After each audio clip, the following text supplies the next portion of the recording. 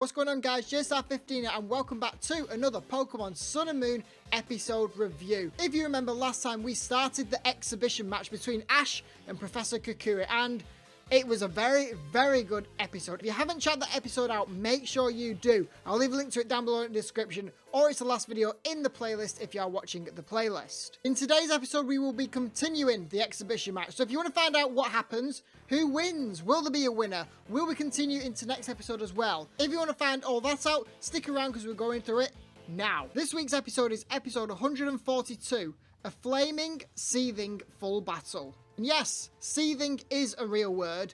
If you didn't know that, don't worry, neither did I. So I went on Google, had a look what it actually meant, because I didn't realise it was a real word. And it turns out it's just another word for angry. Anyway, like I said at the beginning, last week we saw the start of the exhibition match. Both trainers had some very interesting tactics, well, mainly Ash, but now it's time to continue the battle. Lycanroc started off its battle very strong, but thanks to Skydrop, it did take a lot of damage, and it somehow managed to get back onto its feet. I honestly thought that it would have been knocked out there and then, but it turns out it seems stronger than it looks. However, a couple of seconds later, it does go down. And I am going to say, when Lycanroc was on the ground knocked out, I loved how the animators made all of its fur really rough, and it shows that it has been in a battle. I really enjoyed that little bit. Ash's next Pokemon was Rowlet, and it was wearing the Decidueye outfit.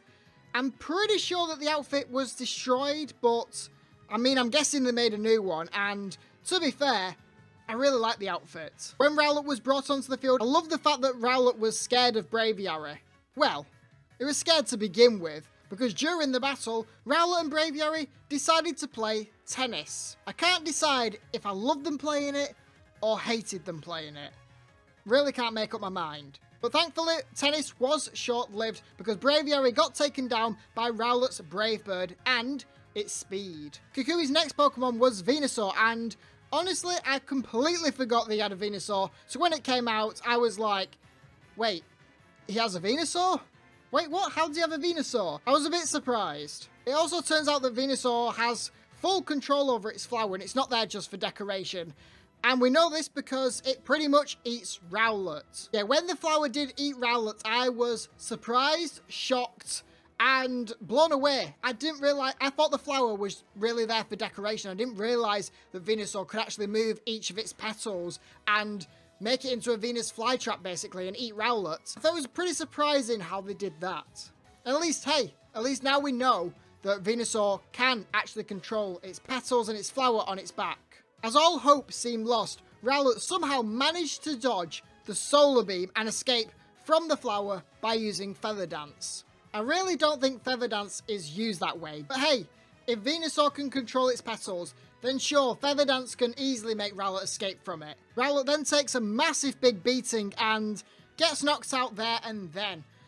Wait, come to think of it, did Rowlet actually do any damage to Venusaur at all? Just trying to have a think. I can't think of any damage that it actually did. Ash brought his Torracat back out and it looked raring to go. And it was, because just after 2 moves, it completely destroyed Venusaur. Like, I understand that fire is super effective, but I didn't realise it was that super effective. And also, as Venusaur is lying on the ground, I do have to point out this because it did make me laugh when I saw it. Can we just have a look at how strange Venusaur looks with its flower hidden and it's on its back? I didn't realise how fat Venusaur actually was. Honestly, if you had just shown this to me, without the context, without knowing it's a Venusaur, anything like that, I honestly would have thought it was just a green Snorlax. Kukui then brings out his next Pokemon, Empoleon. Wait, he has an Empoleon? Wait, so let me get this straight. He has an Empoleon and a Lucario, 2 Generation 4 Pokemon on his team.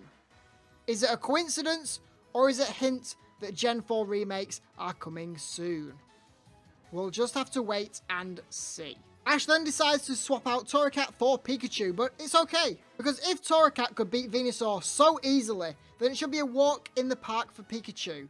Pikachu being electric type and Empoleon being a water type. As we all know, electricity easily beats water, so it should be super easy for Pikachu, right?